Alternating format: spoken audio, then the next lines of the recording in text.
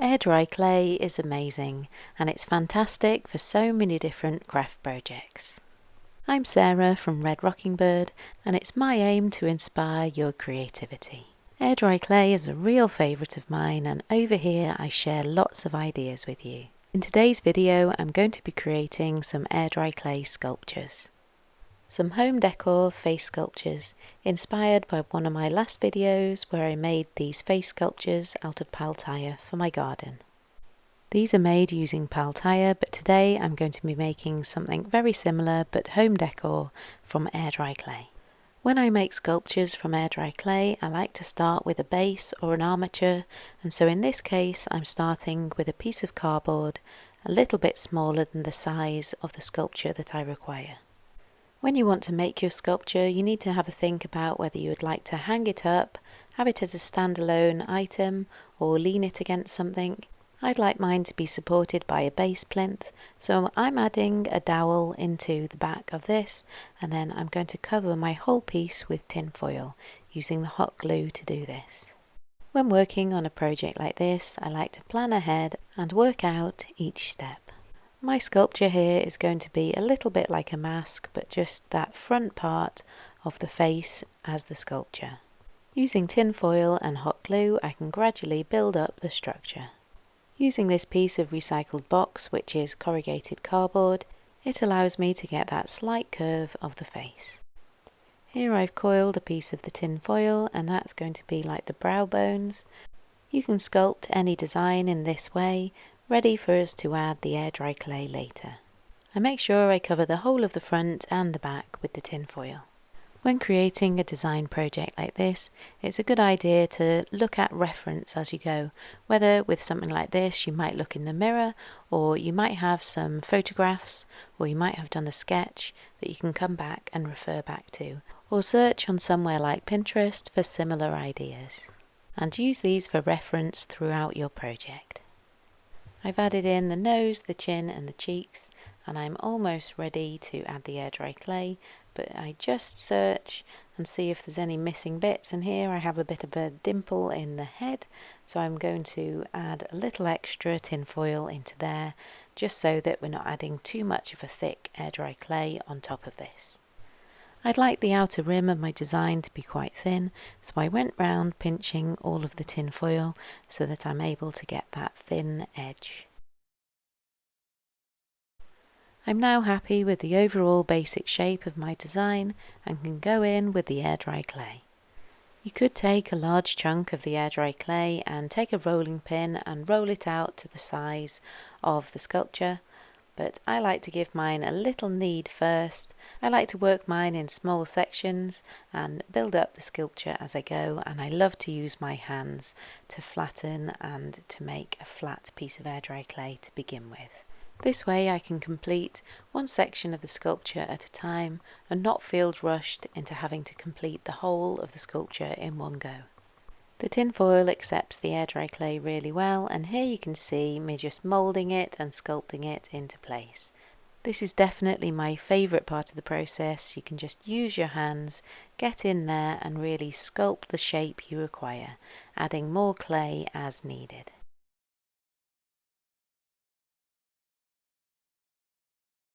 When moulding and sculpting like this with the air dry clay, we don't need to use the score and slip method, as we're really pushing that clay together and moulding it back into one.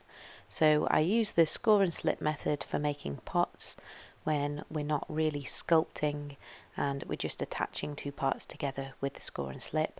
But here I'm really moulding and pressing that clay so it all becomes one once again.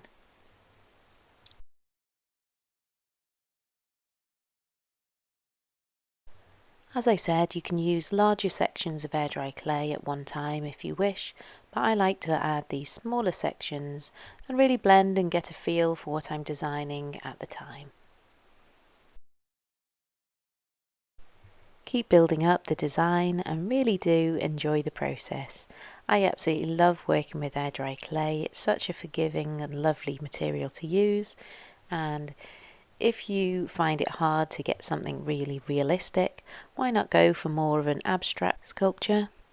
But with things like this, we just get better with practice. There you could see me using a table knife to add the fresh piece of clay in, so I'm just blending it in and then using my thumb to smooth it out. I'm building up the design in small sections. Next, the nose area. As I say, I have lots of air dry clay projects over here for you to watch and hopefully be inspired by. But if there's anything you'd like to see me make, please offer it as a suggestion in the comments below. When I make these sculptures, and when I made the garden face sculpture that I showed you earlier, the part that I actually find the hardest is the lips. And so with this one, I'm trying to pay particular attention to getting the lips correct.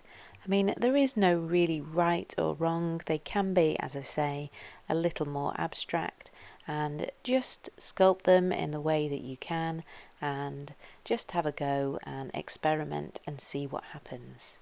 I've not quite finished working on the top half of my face sculpture here, and so what I have is a damp cloth, and I'm going to hold this over part of it while I work on the rest. The part with the cloth over, I can come back to that and work on it again without it drying out in the process. I like the idea of making this sculpture into something that was old and possibly decayed, and so I'm adding a crack mark into it, and then I want it to be a kind of stony effect, so I'm just taking an old rough paintbrush here and adding some texture. You can add any kind of texture in and just experiment and see what you like and see how you'd like your finished result to be. When we add texture like this, it lets us not have to make it too smooth and make it too perfect, so it actually helps us out when we're adding textures like this. I'm just taking a break from the project. I've covered the face in the damp cloth and all in tin foil, and you can leave it for a while and then come back to it later, which I am doing right now. As I take the damp cloth off, it's just as it was before, and I can carry on with my project in exactly the same way. When it comes to smoothing out the air dry clay, you can use a very small amount of water, and you can use your fingers, and you can also use a soft brush. Soft brushes like this allow you to get into the smaller and more detailed areas. The good thing about air dry clay is once you have your clay, you don't really need any expensive equipment.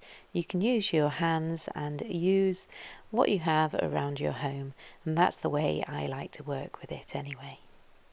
Adding texture is a lot of fun, and here I even have an old toothbrush to use to add that texture. Then keep these items just to use with your crafting. If you can, keep referring back to your reference point and keep adding those details, using a little bit of water as we go. We don't want to add too much water, as if we do add too much water it leads to more cracking. Cracking is sometimes unavoidable, but to crack as little as possible, don't add too much water, and we want our air dry clay to dry really lovely and slowly. You will want to put it somewhere cool to dry, and yes, the process might take quite a little while, but it is definitely worth the wait. I'm taking my time sculpting this, but really enjoying the process. I'm really excited to see this air dry clay project come together, and I can't wait to show you it in my home when it's complete. Here I'm using the wrong end of the paintbrush to help me sculpt and to shape, and then the paintbrush to nice and smooth it out. I've covered the whole of the front, and now I just need to cover the whole of the back. For the detail of the eyes, we could have added the tin foil in as a dome of clay underneath, but I didn't do this, so I'm going to add a little bit of clay on top now. So this time I am going to do the score and slip method, so I just score. Here I have some pins made in the end of a piece of resin. I actually show that in one of my other videos and how I make these into pens and dip pens.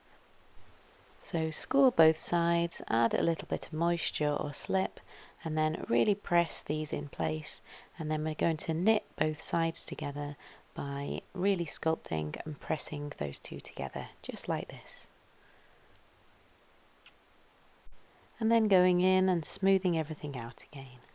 Add some texture and any details of your choice. If you enjoy my videos, please do subscribe, and if you like this video, please press the thumbs up button, and I love it when you comment below, and I try to reply to as many of them as possible. Wrap the remaining clay up, ready for the next project, leaving the air dry clay sculpture to dry nice and slowly. And I can't stay away too long before I'm making the next one. For the next one, I'm making a smaller fragment of the face. I've done exactly the same as I did before, and I'm adding the air dry clay over the top of it now. So starting with the cardboard structure with the tin foil and then the clay, going in and adding my detail. As I'm not that keen on doing the lips part of it, I've done less of the lips on this one, and that is your choice. It's your piece of art. It can be absolutely anything you wish. For the texture on this one, I'm scrunching up a piece of the tin foil and adding this in for that lovely different texture. I've recently had a trip to Paris and there's so much inspiration out there, and I took a little bit of inspiration from this and made this other sculpture. And in one of my other videos, one of my subscribers asked if I could do an Easter Island statue, and so you could do it in this kind of way as well. You just want to form your inner piece and then add your clay to the outside. These have dried really nicely, and as I said, cracks are quite inevitable, but there really are not very many cracks at all. It has just cracked around here where I added those eyes section on.